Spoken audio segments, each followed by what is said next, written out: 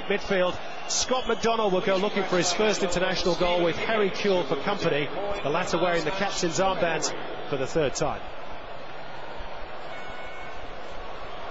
Well, Iraq's team contains many of the stars that won silverware at the Asian Cup last year. Only the suspended Karar Jassim and the injured Jassim Gholam are missing. Nashat Akram is the elegant playmaker.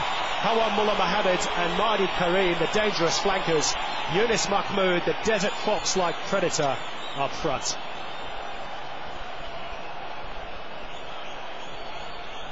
Team photographs, always anxious moments these for the players. They want to get things underway, get a feel of the football underneath their feet. And there's Tim Verbeek, who's based his initial success with Australia on a strong defence. His team now hasn't conceded a goal in 5 games, and Verbeek's teams at international level, get this, including his last job in South Korea, haven't let in a goal in over 17 hours. Adnan Hamad, by contrast, here's the Iraq side, have let in 2 goals in each of their last 3 matches. They've won just once in 2008, and the equation for them tonight is simple: they must win.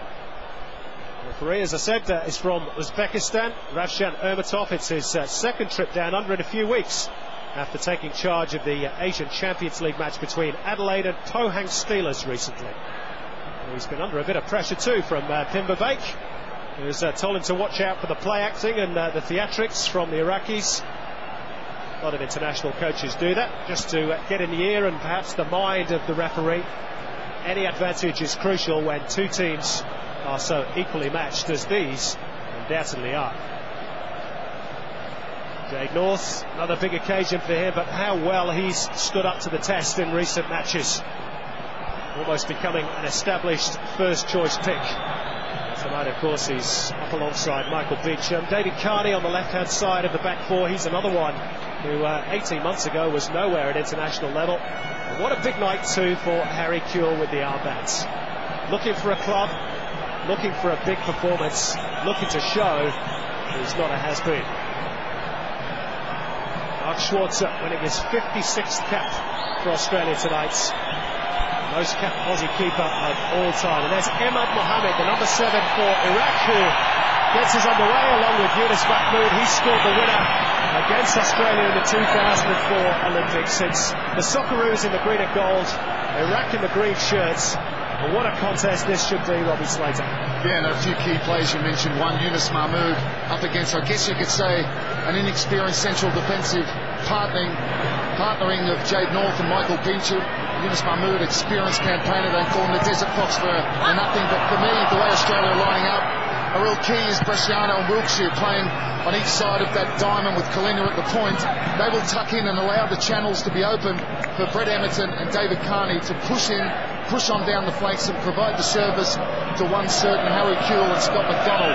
Harry Kewell is a key player for me for Australia tonight. If he can fire, Australia should go on and win this game.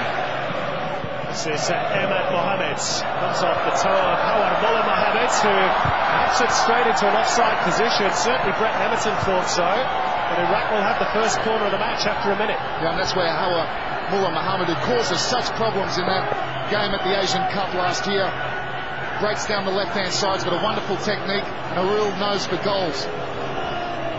And they do like to sit back, they do like to hit on the counter, and they do so with pace and purpose, and they've got a player in Nashat Akram who really controls the pace. Well, that was a good set piece too. That one was very flat towards the near post. Here's Nashat Akram again, hooked clear by Harry Kewell, only as far as Saad Atiyah.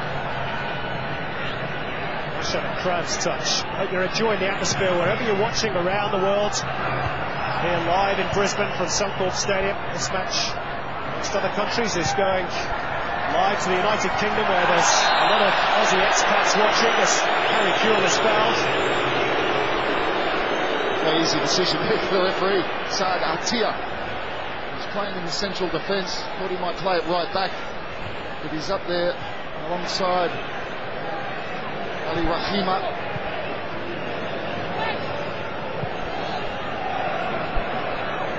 Iraqis always play with a back four. Really, it's anyone's guess what they play after that. Or with a 4-2-3-1, or I sometimes think it's really just a 4-5-1 with Yunus Mahmoud and 2 wide players that get up to support in attack and try and make it a 4-3-3. Ahmad Mohamed normally tucks in behind too. This is Luke Wiltshire, now Emerton. Bit of a wayward ball from the Twente midfielder, and then a foul on Nasher Akram. It's a foul, obviously, from Luke Wiltshire, but it's good. The Australians pressing the ball straight away, trying to get a high tempo to this game, high intensity, and that's what they need to do, to move that ball quickly, and especially don't allow number 5, Nasher Akram, player who was fouled here. He's one of those players that really can dictate the pace of a game. He's got a wonderful technique. He always looks like he's got time on the ball. For Australian fans, he's a little bit like a Ned Zelic sort of player. He's actually been labelled the Iraqi Beckham. I think he's more like the Iraqi Zidane. I know that's a big comparison, but you watch his style of play, such an elegant performer. He doesn't run, he glides. Well, in some sense, Simon, I guess Zidane did make it to the country.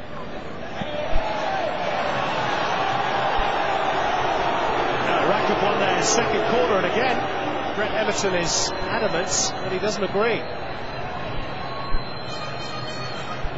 You see who gets the last touch. I think that comes off Mahmoud. Emerton certainly had a case there. Nasher Akram again with the delivery. That's a better one. And Schwarzer away, and back off the woodwork by Ahmad Mohamed. Australia all over the place, and the Socceroos survive. Just